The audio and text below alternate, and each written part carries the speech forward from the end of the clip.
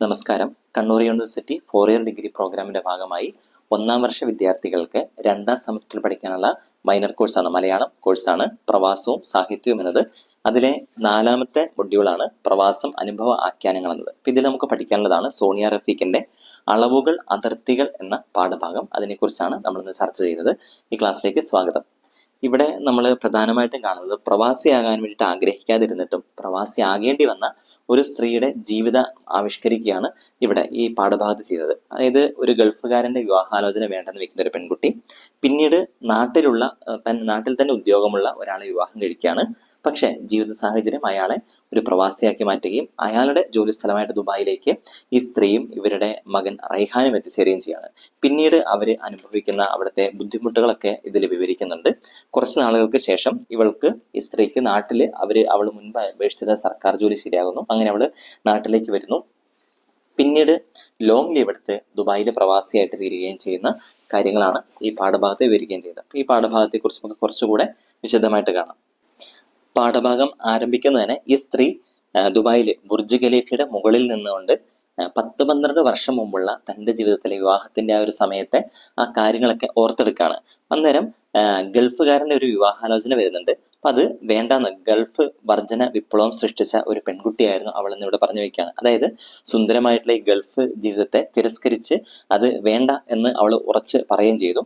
പക്ഷെ അവൾക്ക് മുമ്പിൽ വിവാഹം കഴിഞ്ഞാൽ ഉടനെ ഇങ്ങനെ വിമാനത്തിലൊക്കെ പറന്ന് ഗൾഫിൽ പോയിട്ട് സുഖസമൃദ്ധമായിട്ടുള്ള ജീവിതങ്ങളൊക്കെ ഉണ്ട് എന്ന് പറഞ്ഞുകൊണ്ട് അതിനെക്കുറിച്ച് പറഞ്ഞ് കുറെ ആളുകൾ അവളുടെ മുമ്പിൽ കാര്യങ്ങൾ പറയുന്നുണ്ട്. പക്ഷെ അവൾ പറഞ്ഞു, ഞാൻ എവിടേക്കുമില്ല, ഞാൻ ഇവിടെ ജീവിക്കും, ഇവിടെ ജോലി ചെയ്യും, ഇവിടെ തന്നെ മരിക്കും, അത്ര തന്നെ എന്ന് പറഞ്ഞിട്ട് ഗൾഫിലേക്ക് ഇല്ല, ഒരു പ്രവാസിയായിട്ട് മറ്റൊരു ദേശത്തേക്ക് പോകാനില്ല, ഞാൻ ഈ നാട്ടിൽ തന്നെ വിവാഹം കഴിച്ച് നാട്ടിൽ തന്നെ ജോലി ചെയ്യുന്ന ഒരാളെ വിവാഹം കഴിച്ച് ഇവിടെ ജീവിക്കാനാണ് ഇഷ്ടപ്പെടുന്നതെന്ന് പറഞ്ഞുകൊണ്ട് അവള് അങ്ങനെ തന്റെ തീരുമാനത്തിൽ മുറുകെ നിൽക്കുകയാണ്. അപ്പൊ അന്നേരം അവളോട് ഇങ്ങനെ ആളുകൾ പറഞ്ഞു, അതായത് പെൺകുട്ടികൾക്ക് ഇത്ര വാശി പാടില്ല എന്നൊക്കെ പറഞ്ഞ് അവളെ ദേഷ്യപ്പെട്ടുകൊണ്ട് ആ വിവാഹാലോചന അവിടെ മുടങ്ങിപ്പോയതായിട്ടും ഇവിടെ പറഞ്ഞു വെക്കുകയാണ്.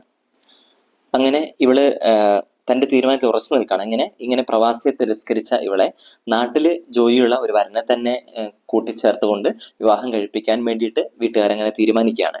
അങ്ങനെ ഒരു വിവാഹം നടക്കുകയാണ്. പക്ഷെ കാരണവന്മാര് പറഞ്ഞ കാര്യങ്ങൾ അവിടെ ഫലിച്ചു എന്ന് പറയാണ്. അതായത് പെൺകുട്ടികൾക്ക് ഇങ്ങനെ വാശി പാടില്ല എന്ന് അവർ പറഞ്ഞിട്ടുണ്ടായിരുന്നു. അപ്പൊ അതുകൊണ്ട് തന്നെ ഇവള് വിവാഹം കഴിച്ച പുരുഷൻ ഇവിടെ നാട്ടിൽ തന്നെ ഉദ്യോഗമുള്ള ഒരു മനുഷ്യനായിരുന്നു. പക്ഷെ പിന്നീട് ജീവിത സാഹചര്യങ്ങൾ കൊണ്ട് അയാളുടെ വഴി ഈ ഗൾഫിലേക്ക് എത്തിച്ചേരുകയും ചെയ്യാണ്. എന്നിട്ട് അവിടെ പറഞ്ഞു വെക്കുകയാണ്, പ്രവാസം സംഭവിച്ചു പോകുന്നതാണ് പ്രവാസി ആയി പോകുന്നത്. അതായത് ഒരാൾ സ്വയം എടുത്ത തീരുമാനത്തിലൂടെ അങ്ങോട്ട് പോകുന്നല്ല, ജീവിത സാഹചര്യങ്ങൾ ഒരാളെ നിർബന്ധിച്ചുകൊണ്ടാണ് ഒരാൾ പ്രവാസിയായിട്ട് തീരുന്നതെന്ന്. അതായത് ഇവളെ വിവാഹം കഴിച്ച പുരുഷൻ നാട്ടിൽ ഉദ്യോഗമുള്ള ഒരു മനുഷ്യനായിരുന്നു. പക്ഷെ ജീവിതത്തിലെ പ്രാരാബ്ദങ്ങളും പ്രശ്നങ്ങളും ഉള്ളത് കൊണ്ട് തന്നെ അദ്ദേഹത്തിന് ഗൾഫ് പ്രവാസി ആകേണ്ടി വരികയും ചെയ്യാണ്.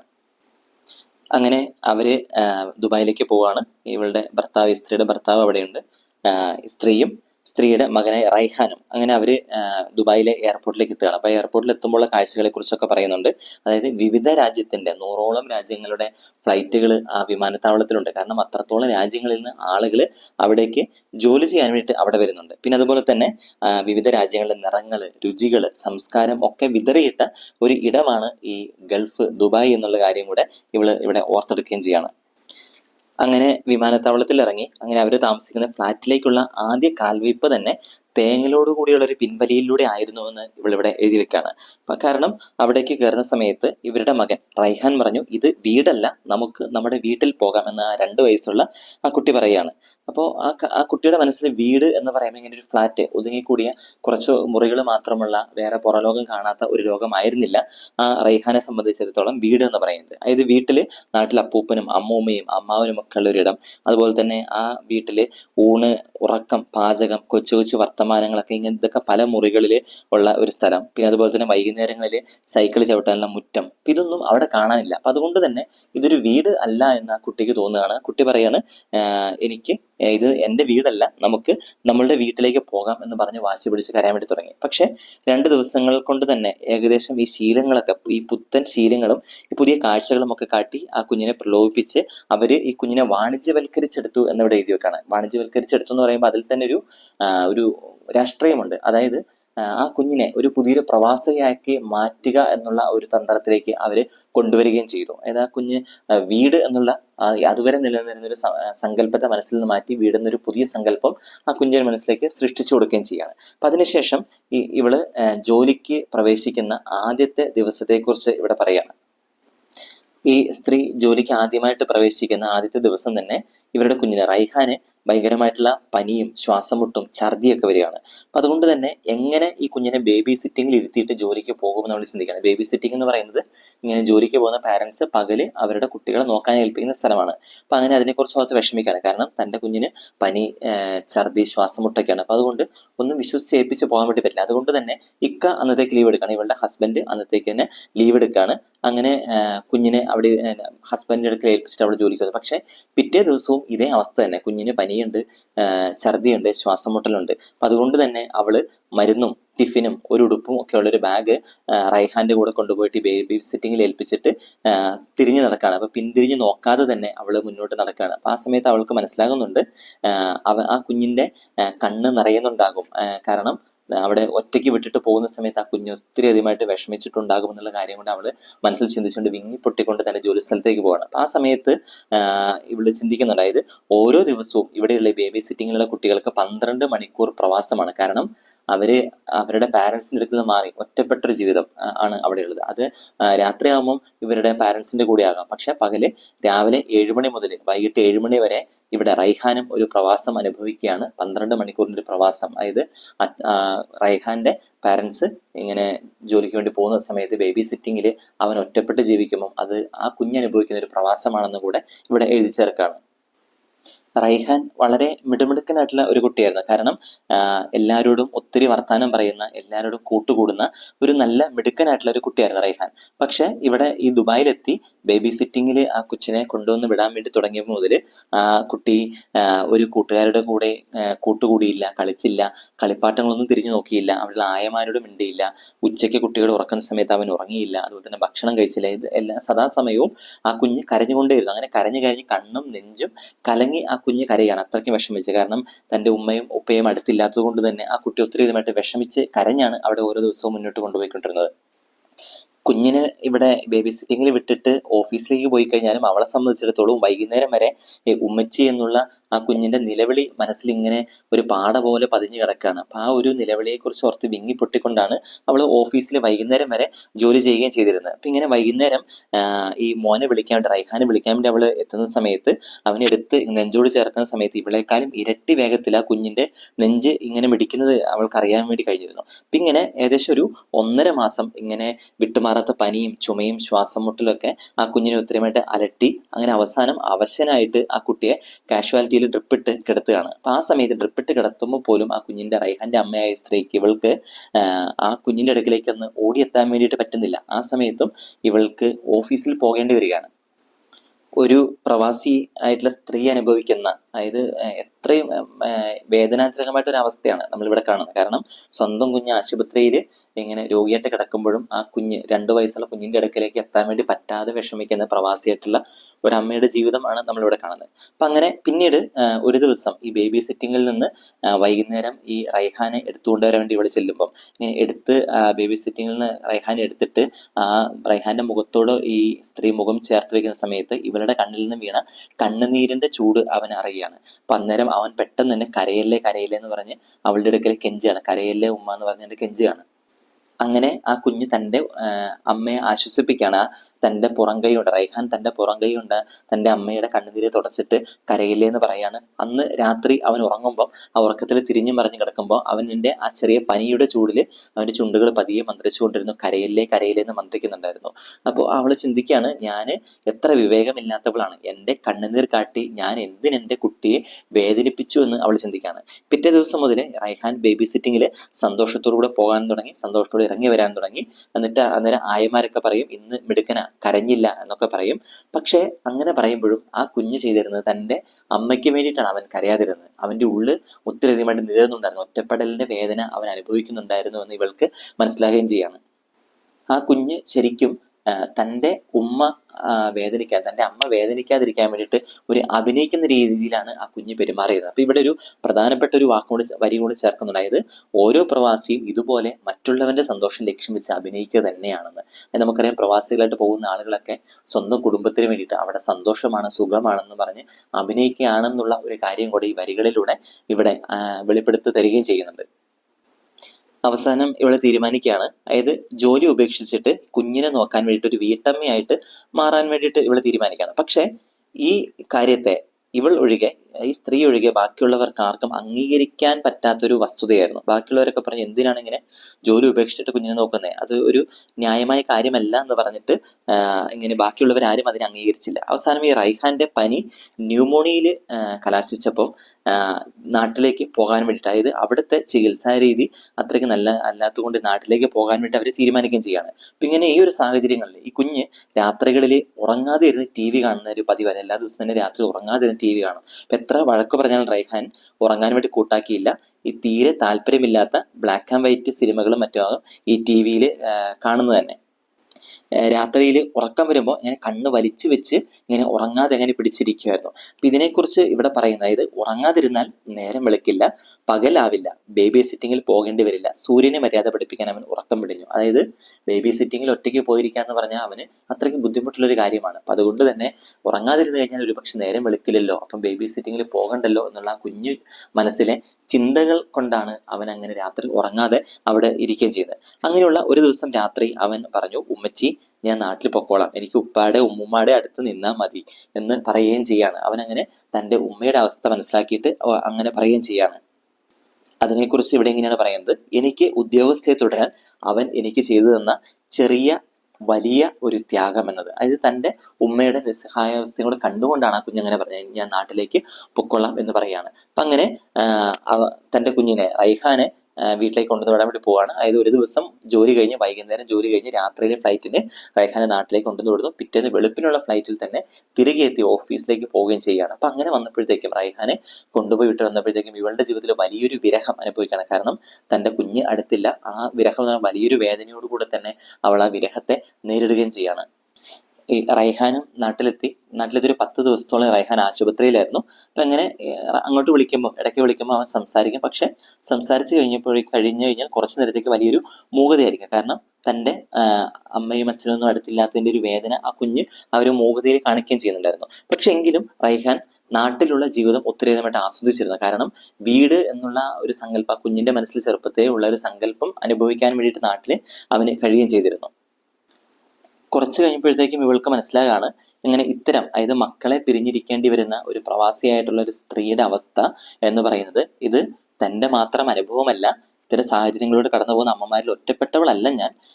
ഇതേപോലെ ഒത്തിരിയധികം അമ്മമാർ ഇങ്ങനെ പ്രവാസിയായിട്ട് ജീവിക്കേണ്ട, മക്കളിൽ നിന്നൊക്കെ മാറി നാട്ടിൽ നിന്ന് മാറി ജീവിക്കേണ്ടിരുന്ന പ്രവാസിയായിട്ടുള്ള സ്ത്രീകൾ ഒത്തിരിയധികം ഉണ്ട് എന്ന് അവൾ മനസ്സിലാക്കുകയും ചെയ്യണം. അപ്പൊ അതിനൊരു ഉദാഹരണമായിട്ട് ഒരു ബ്രിട്ടീഷ് സ്ത്രീയായിട്ടുള്ള ലിൻഡ എന്നുള്ളൊരു സ്ത്രീയെ കുറിച്ചും പറയുകയാണ്. അതായത് എല്ലാ വർഷവും മദേഴ്സ് ഡേയിൽ തൻ്റെ മക്കള് സ്വന്തം കൈപ്പടയിൽ എഴുതി അയക്കുന്ന ഗ്രീറ്റിംഗ്സ് കാർഡിന് വേണ്ടി അവള് കാത്തു നിൽക്കുന്നതിനെ കുറിച്ച് പറയണം. അപ്പൊ അന്നേരം ഇവള് ചോദിക്കുന്നുണ്ട്, ഒരു ഇമെയിൽ അയച്ച് സ്വീകരിച്ചാൽ പോരെ, ഇങ്ങനെ പോസ്റ്റ് കാർഡിന് വേണ്ടി കാത്തു നിൽക്കണമോ എന്ന് പറയുമ്പോൾ അത് അത്രയ്ക്കും വിലയുള്ളതാണെന്ന് ലിൻഡ പറഞ്ഞു കൊടുക്കുകയും ചെയ്യണം. അതുപോലെ തന്നെ ലിൻഡ ഒരിക്കലും മിസ് ലിൻഡ എന്ന് വിളിക്കപ്പെടാൻ ഇഷ്ടപ്പെട്ടിട്ടില്ല, മിസ്സിസ് ലിൻഡ എന്ന് മാത്രം വിളിക്കപ്പെടാൻ ഇഷ്ടപ്പെടുന്ന സ്ത്രീയാണ്. കാരണം മക്കളെ ആ ഒരു പ്രവാസി ജീവിതത്തിൽ മക്കളോടുള്ള സ്നേഹം അത്ര ആഴത്തിലുള്ളതാണെന്ന് കാണിക്കാൻ വേണ്ടിയിട്ടാണ് ഈ ഒരു ഉദാഹരണവും കൂടെ ഇവിടെ പറയുകയും ചെയ്യുന്നത്. ഇനി ഇവിടെ ഈ ഗൾഫിലുള്ള അവളുടെ ജീവിതത്തിലെ വ്യത്യസ്തമായിട്ടുള്ള രുചികൾ, അതായത് വ്യത്യസ്തമായുള്ള ഭക്ഷണ രീതികൾ ഭക്ഷണമൊക്കെ കഴിക്കുന്നുണ്ട്, വ്യത്യസ്തമായുള്ള സ്ഥലങ്ങളിലൊക്കെ പോകുന്നുണ്ട്. പക്ഷെ അപ്പോഴൊക്കെയും ഇവളുടെ മനസ്സിൽ ഈ റൈഹാന്റെ ഇല്ലായ്മയുടെ തീവ്രത ഭയങ്കരമായിട്ട് നീറ്റുന്നുണ്ടായിരുന്നു. തൻ്റെ അടുക്കൽ തൻ്റെ കുഞ്ഞ് ഇല്ലല്ലോ എന്നുള്ളൊരു തീവ്രത അവളുടെ മനസ്സിനെ ഒത്തിരി ഇതമായിട്ട് നീറ്റുകയും ചെയ്യുന്നുണ്ടായിരുന്നു. ഇങ്ങനെ ദുബായിൽ ഇങ്ങനെ ജോലി ചെയ്യുന്ന വരുന്ന സമയത്താണ് അവള് നാട്ടിലുണ്ടായിരുന്ന സമയത്ത് എഴുതിയ PSC ടെസ്റ്റുകളുടെയൊക്കെ റിസൾട്ടുകൾ വരാൻ വേണ്ടി തുടങ്ങിയിരിക്കുന്നത്. അപ്പൊ അങ്ങനെ അവൾക്കും ആ ലിസ്റ്റിലൊക്കെ പേര് വരികയാണ്. അങ്ങനെ ആദ്യമായിട്ട് അവൾക്കൊരു അപ്പോയിന്റ്മെന്റ് ഓർഡർ കിട്ടുകയാണ്. അതായത് കൃഷി ഓഫീസർ തസ്തികയിലേക്കുള്ള ഓർഡറാണ് അവൾക്ക് കിട്ടുന്നത്. അപ്പൊ ഇങ്ങനെ ഒരു ഓർഡർ കിട്ടിയ സമയത്ത് അവളുടെ ഉള്ളിൽ നാട്ടിലെ വരന് വേണ്ടി പണ്ട് നിരാഹാരം കിടന്ന ആ ഒരു പെൺകുട്ടി വീണ്ടും തലപൊക്കി ചിരിച്ചു നിന്നു എന്ന് പറയാണ്. അപ്പൊ അങ്ങനെ നാട്ടിലെ ജീവിത സ്വപ്നം കണ്ട അവൾക്ക് വൈകിയാണെങ്കിലും ആഗ്രഹം നിറവേറ്റപ്പെട്ടതിൽ വലിയൊരു അഹങ്കാരം തോന്നുകയും ചെയ്യാണ്. മാത്രമല്ല റൈഹാന്റെ അടുത്തേക്ക് പോകാൻ വേണ്ടിയിട്ടുള്ള ഒരു വഴിയും കൂടിയാണ് ഇത് അവൾ മനസ്സിലാക്കിയിട്ട് നാട്ടിലേക്ക് അവള് തിരിച്ച് യാത്ര ചെയ്യുകയാണ്. അതായത് ഈ കൃഷി വകുപ്പില് ജോലി ചെയ്യാൻ വേണ്ടി, കൃഷി ഓഫീസർ തസ്തികയിൽ ജോലി ചെയ്യാൻ വേണ്ടി അവൾ നാട്ടിലേക്ക് പോവുകയാണ്. അപ്പൊ അങ്ങനെ അവൾ വിമാനത്തിൽ കയറിയപ്പോഴേക്കും വിമാനത്തിനേക്കാളും വേഗത്തിൽ അവളുടെ മനസ്സ് നാട്ടിലേക്ക് സഞ്ചരിക്കുകയാണ്. കാരണം തന്റെ മകനെ കാണാമല്ലോ എന്നുള്ള ഒരു സന്തോഷത്തിൽ. അങ്ങനെ നാട്ടിലെത്തി കഴിയുമ്പോഴേക്കും അവള് ഈ പ്രവാസത്തിന്റെ ഒരു ഉപപ്രവാസം എന്ന രീതിയിൽ തിരുവനന്തപുരത്തുള്ള അവൾക്ക് 14 മണിക്കൂർ യാത്ര ചെയ്ത് കണ്ണൂരാണ് അവൾക്ക് ആദ്യത്തെ പോസ്റ്റിംഗ് കിട്ടുന്നത്. അപ്പൊ അങ്ങനെയാണെങ്കിലും ഈ എല്ലാ ആഴ്ചയുടെ അവസാനം വീക്കെൻഡിലും അവൾ വീട്ടിലെത്തിയിരുന്നു. അപ്പൊ അങ്ങനെ വീട്ടിലെത്തിയിരുന്ന തന്റെ മകനെ കാണാനുള്ള ആ ഒരു ആവേശത്തോടു കൂടെ, എല്ലാ ദിവസവും കാണാൻ പറ്റിയില്ലെങ്കിലും ആഴ്ചയുടെ അവസാനമെങ്കിലും കാണാൻ വേണ്ടി പറ്റുമല്ലോ എന്നുള്ള ആ ഒരു സന്തോഷത്തിൽ 14 മണിക്കൂർ യാത്ര ചെയ്ത് എല്ലാ ആഴ്ചയുടെ അവസാനവും അവള് തിരുവനന്തപുരത്തുള്ള തന്റെ വീട്ടിലേക്ക് ഓടിയെത്തിയിരുന്നു. പിന്നീട് കുറച്ച് കഴിഞ്ഞപ്പം ഈ കണ്ണൂരിൽ നിന്നും തൃശ്ശൂരേക്ക് സ്ഥലമാറ്റം കിട്ടുകയാണ്. അപ്പോൾ ആ പ്രവാസത്തിന്റെ ദൈർഘ്യം ഒന്നും കൂടെ കുറച്ചും കൂടെ കുറയുകയും ചെയ്യുകയാണ്. ഇവിടെ പ്രവാസത്തെക്കുറിച്ചുള്ള ചില കാര്യങ്ങളും കൂടെ പറഞ്ഞു വെക്കുന്നുണ്ട്. അതെങ്ങനെയൊക്കെയാണ്? ഭൗതികമായി ഏത് വിട്ടുനിൽക്കലും പ്രവാസം തന്നെയാണ്. ഇത് നമ്മളുടെ ഒരു സാന്നിധ്യം നഷ്ടപ്പെടുന്ന ഇടം എന്ന് പറയുന്നത് ഒരു പ്രവാസമാണ്. അതുപോലെ തന്നെ എൻ്റെ സാന്നിധ്യം ഇല്ലാത്ത ഇടങ്ങളിൽ എല്ലാം ഞാനൊരു പ്രവാസിയായിട്ട് മാറി. അതായത് ഇപ്പം നമ്മൾ വീട്ടിൽ നമ്മളുടെ സാന്നിധ്യം ഇല്ലാതാകുമ്പോൾ ഞാനിവിടെ ഒരു പ്രവാസിയായിട്ട് മാറുകയാണ്, അവിടെ ഞാൻ ഇല്ലാതായിട്ട് മാറുകയാണ്. പിന്നെ അതുപോലെ തന്നെ എൻ്റെ പ്രവാസം എന്താണെന്നും കൂടെ ഇവൾ പറയുന്നുണ്ട്. എൻ്റേതെന്ന് കരുതപ്പെടുന്ന ഇടങ്ങളിൽ എൻ്റെ സാന്നിധ്യം ഇല്ലാതെ പോകുന്ന വിടവുകളാണ് എൻ്റെ പ്രവാസം എന്ന് പറയുകയാണ്. അതോടൊപ്പം തന്നെ വീണ്ടും പറയുന്ന വിരഹം, വേദന, പുതുമ, ഇത് മൂന്നും പ്രവാസത്തിന്റെ അടിസ്ഥാന ഘടകങ്ങൾ ആണ്. അത് ലോകത്ത് എവിടെയും അത് തന്നെയാണെന്ന് പറയാണ്. അതായത് നമ്മൾ കൃത്യമായിട്ട് ഓർക്കുക, പ്രവാസത്തിന്റെ അടിസ്ഥാന ഘടകങ്ങൾ എന്ന് പറയുന്നത് വിരഹം, അതൊരു വേർപിരിയലുണ്ട്, വേദന, ആ വേർപിരിയൽ വേദനയുണ്ട്, പുതുമ, അതായത് ഒരു പുതിയ സ്ഥലത്തെത്തുമ്പോൾ പുതിയ കാഴ്ചകൾ, അനുഭവങ്ങൾ, ഈ 3 കാര്യങ്ങളാണ് പ്രവാസത്തിന്റെ അടിസ്ഥാന ഘടകങ്ങൾ എന്ന് ഇവിടെ പറഞ്ഞു വെക്കുന്നുണ്ട്. ഇങ്ങനെ നാട്ടില് ഒരു കൃഷി ഓഫീസറായിട്ട് ജോലി ചെയ്യുന്നു. ഈ സമയത്തിന് വീണ്ടും ഈ കുടുംബവും ഒന്നിച്ചുള്ള ഒരു ജീവിതം എന്ന അവസ്ഥയിലേക്ക് വീണ്ടും ഒന്ന് എത്തിച്ചേരാൻ വേണ്ടിയിട്ട് ഒരു ലോങ് ലീവ് ഇവിടെ എടുക്കുകയാണ്. അങ്ങനെ ലോങ് ലീവ് എടുത്തിട്ട് 5 വർഷത്തെ ലോങ് ലീവ് എടുത്ത് റൈഹാന്റെ കൂടെ ദുബായിലേക്ക് പോകാൻ വേണ്ടി തയ്യാറാകുകയും ചെയ്യാണ്. ഇങ്ങനെ ഈ ദുബായിലേക്ക് പോകാൻ വേണ്ടി തയ്യാറാകുന്ന സമയത്ത് റൈഹാൻ ഒരു കാര്യം ഉറപ്പ് വാങ്ങിയിരുന്നു. അതായത് ഇനി ബേബി സിറ്റിങ്ങിൽ തന്നെ വിടില്ല എന്നുള്ളൊരു സമ്മതപത്രം എഴുതി ഒപ്പിട്ട് വാങ്ങിയിട്ടാണ് റൈഹാനും ദുബായിലേക്ക് പോകാൻ വേണ്ടി തയ്യാറാകുകയും ചെയ്യുന്നത്. അപ്പൊ ഇങ്ങനെ അവളുടെ ജോലിയും റൈഹാന്റെ സ്കൂൾ സമയം കൂട്ടിമുട്ടാത്ത ഇടങ്ങളിൽ റൈഹാന്റെ കൂടെ അവന്റെ അപ്പൂപ്പനോ അമ്മൂമ്മയോ ഉണ്ടാകും എന്നുള്ളൊരു ഉറപ്പും കൂടെ അവൾക്ക് കൊടുക്കുകയും ചെയ്യാണ്.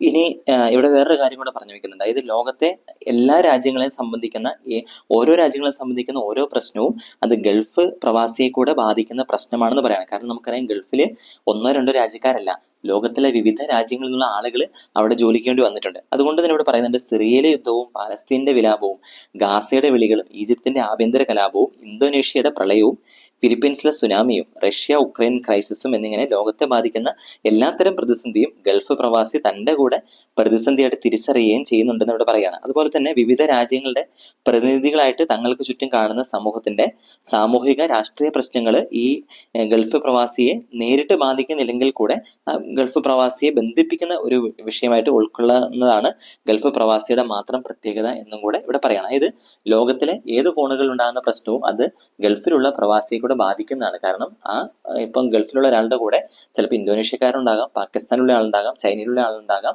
ഇന്ത്യയിലുള്ള ആളുണ്ടാകാം, അങ്ങനെ പല ഭാഗങ്ങളിലുള്ള ആളുകളുണ്ടാകാം. അപ്പൊ ഏത് ഭാഗങ്ങളിൽ പ്രശ്നം ഉണ്ടാകുമ്പോഴും അവരുടെ കൂടെയുള്ള ഒരാളുടെ പ്രശ്നവും കൂടിയാണത്, അത് അവരുടെ തന്നെ പ്രശ്നമായിട്ട് മാറുകയും ചെയ്യുന്നുണ്ട്. അപ്പൊ അതുകൊണ്ട് ലോകത്തിലെ എല്ലാ ഭാഗങ്ങളിലെയും പ്രശ്നം അതൊരു ഗൾഫ് പ്രവാസിയുടെ പ്രശ്നമായിട്ട് മാറുകയും ചെയ്യുന്നുണ്ട് എന്നിവിടെ പറയാണ്.